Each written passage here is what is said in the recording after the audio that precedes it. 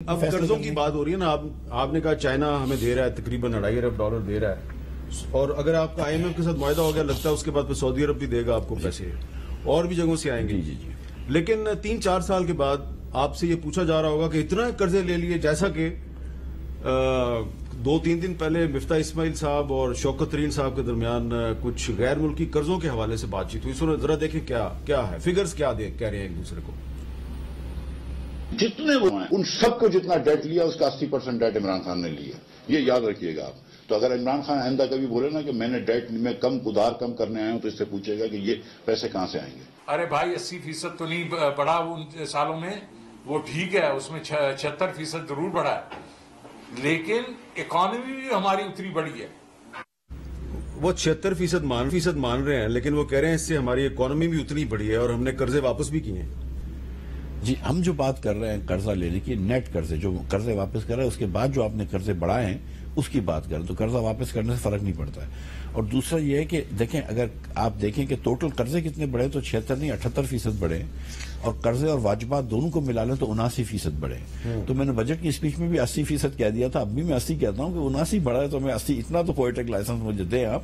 اور میری گزارش یہی تھی جو میں آج پھر آپ کے سامنے دہرا دیتا ہوں کہ لیاقت علی خان سے لے کر خواجہ ناظم الدین سے لے کر آئی چندری گر، محمد علی بوگرا، ایوب خان پھر آ گئے، حسن سعید سروردی، اپنے اسکندر مرزا، پھر ایوب خان آ گئے، یایا خان آ گئے، بھٹو صاحب آ گئے، جنرل ضیاء آ گئے، محمد خان جنیجو آ گئے، بینظیر بھٹو صاحب آ گئیں، نواز شریف آ گئے، معین قریشی صاحب آ گئے، پھر بینظیر بھٹو صاحب آئے، پھر نواز شریف آئے، بلک شیر مزاری آئے، پھر نواز شریف آئے، پھر مشرف صاحب آئے، میر ظفر اللہ جمالی آئے، شوکت عزیز صاحب آئے، ان سے پہلے چودھری شجاعت کچھ دنوں کے لیے آئے، پھر یوسف رضا گیلانی آئے، راجہ پرویز اشرف آئے، نواز شریف آئے، شاہد عباسی آئے اور ناصر الملک آئے۔ ان سب نے جتنا قرضہ لیا اس کا اکیلا عمران خان نے 79% لے لیا ہے۔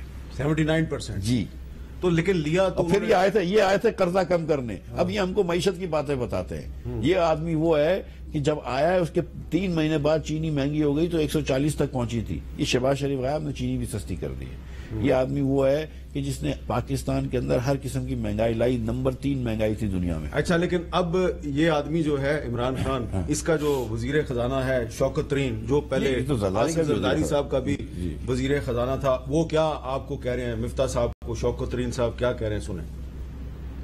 انفلیشن اس وقت چل رہی ہے 13.84 CPI، لیکن وہ اس وقت تھی جس وقت کے پورا یہ 60 روپے کا امپیکٹ نہیں آیا تھا۔ جیسے 60 روپے کا امپیکٹ آیا تیل کی اور ڈیزل کی پرائسز پہ، وہ جو سینسٹیو پرائس انڈیکس وہ 24 پہ چلی گئی ہے، اور انہوں نے پھر سے بڑھانی ہے پیٹرول کی پرائسز، جو خود انہوں نے کل عندیہ دے چکے ہیں، وہ بڑھائے گے، اور بجلی اور گیس کی جب بڑھائیں گے تو ہمارے خیال میں یہ انفلیشن جو ہے یہ 25 سے 30% چلی جائے گی۔ 25 سے 30% اگر انفلیشن جائے گی تو کیا ہوگا بیچارے غریبوں کا؟ جی، مجھے 25 سے 30% جائے گی نہیں، یہ ان کو بڑا آج کل 20% 24% CPI SPI بری لگ رہی ہے۔ اس زمانے میں کچھ 6 مہینے پہلے ان کو بری نہیں لگتی تھی۔ چلو کم از کم یہ کہ شوکت بھائی کو مہنگائی کا خیال تو آیا۔ لیکن گزارش یہ کہ اس وقت دنیا میں تیل بہت مہنگا ہو گیا ہے، گندم بڑی مہنگی ہو گئی، یوکرین کی جنگ کی وجہ سے چیزیں بڑی مہنگی ہوئی ہیں، کووڈ کا آفٹر شاک ہے۔ اب ہمارے پاس 2 راستے ہیں، یا ہم اس وقت تیل سستا بیچتے رہے جو ہمارے پاس جو افورڈ نہیں کر سکتے۔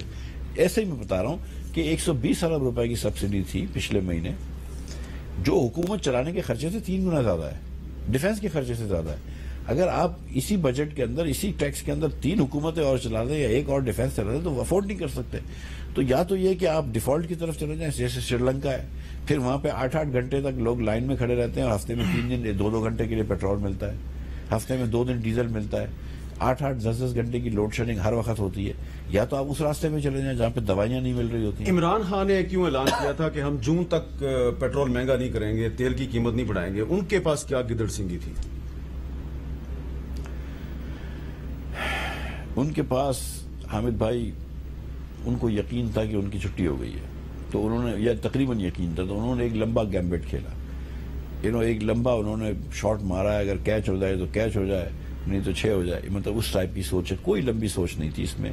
یہ مجھے بات پتا ہے کہ اس دن جس دن پہلی مرتبہ شوکت صاحب کو پتا چلی کہ یہ کر رہے ہیں، انہوں نے کہا کہ میں ریزائن کرنے لگا ہوں، پھر اس کے بعد ان کو سمجھایا کہ تو ریزائن نہ کر، تو بیٹھ، یہ وہ ٹھیک ہے.